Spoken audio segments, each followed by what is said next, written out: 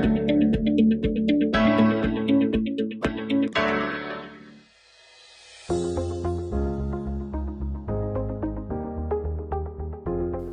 Students, welcome to today's session. आज के session में हम बात करने वाले हैं सेल की। आज के सेशन में हम समझेंगे कि सेल क्या होता है एंड सेल किसने डिस्कवर किया। तो चलिए स्टार्ट करते हैं। हम अपने आसपास बहुत सारे लिविंग ऑर्गेनिजम्स देखते हैं। Cat, dog, horse, elephant, plants, trees, human beings and in fact some microorganisms as well. But क्या आपने कभी सोचा है ये सारे लिविंग ऑर्गेनिजम्स किस चीज से बने होते हैं? Let me show you a picture. This is a picture of a house or a building. ये houses, ये buildings किस चीज से बनी होती हैं? ये houses, ये buildings हम सबको पता है ये बने होते हैं bricks से। Now let me show you another picture. This is the picture of a plant. Plant बने होते हैं छोटे छोटे cells से, जिन्हें हम कहते हैं plant cell. Now look at this picture. All animals, including human beings, are also made up of cells. जिन्हें हम कहते हैं एनिमल सेल। बट ये सेल सबसे पहले डिस्कवर किसने किया? The cell was discovered by Robert Hooke in 1665। He observed cork under a microscope and saw tiny box like structures and named them cells. इन्होंने कॉर्क सेल्स को observe किया था microscope में एंड इनको बॉक्स लाइक छोटे छोटे structures दिखे थे जिसका इन्होंने नाम दिया सेल। एंड रॉबर्ट हुक के बाद एंटोन वॉन लीeuwenhoek ने 1674 में सबसे पहली बार लिविंग सेल्स ऑब्जर्व किए थे इन पॉन्ड वाटर। रॉबर्ट हुक ने डेड सेल्स ऑब्जर्व किए थे क्योंकि उन्होंने कॉर्क को ऑब्जर्व किया था। कॉर्क में डेड सेल्स होते हैं। बट लीeuwenhoek ने पहली बार लिविंग सेल्स ऑब्जर्व किए थे इन पॉन्ड वाटर एंड इन्होंने एक इंप्रूव्ड वर्जन यूज किया था माइक्रोस्कोप का as compare to Robert Hooke. अब सेल डिस्कवर हो गया तो all scientist wanted to know more about cell. तो इसके बाद these were three scientists, Matthias Leiden, Theodor Schwann and Rudolf Virchow. इन तीनों ने मिलकर दी सेल थ्योरी। चलिए समझते हैं सेल थ्योरी क्या होती है। Cell theory states that all living organisms are composed of one or more cells. सारे लिविंग ऑर्गेनिज्म एक या एक से ज्यादा सेल्स से ही बने होते हैं। All living organisms are made up of cells.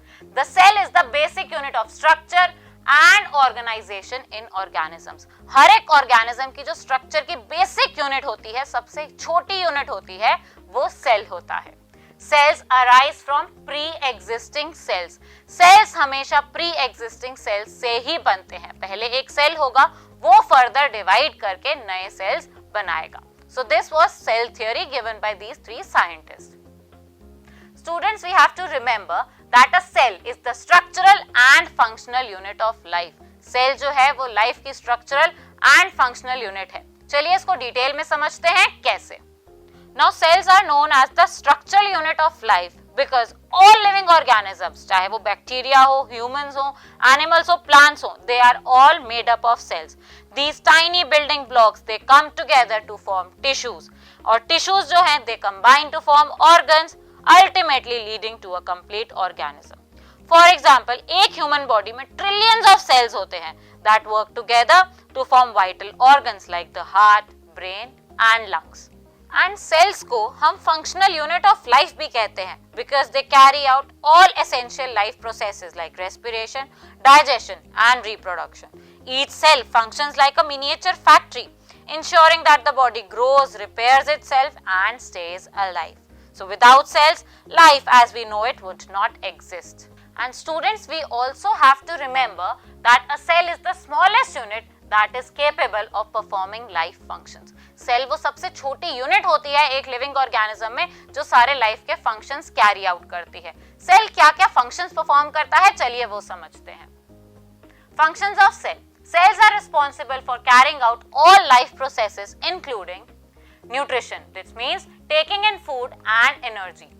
Respiration, converting food into energy. Excretion, removing waste materials. Growth, that means increasing in size and number. And reproduction, that means forming new cells to continue life. ये सारे functions जो है ये हर एक cell में होते हैं। So students, I hope आपको ये सेशन समझ में आया होगा, आपको समझ में आया होगा कि सेल क्या होते हैं एंड कैसे सारे लिविंग ऑर्गेनिज्म सेल्स के ही बने होते हैं। Because now it's time for your task.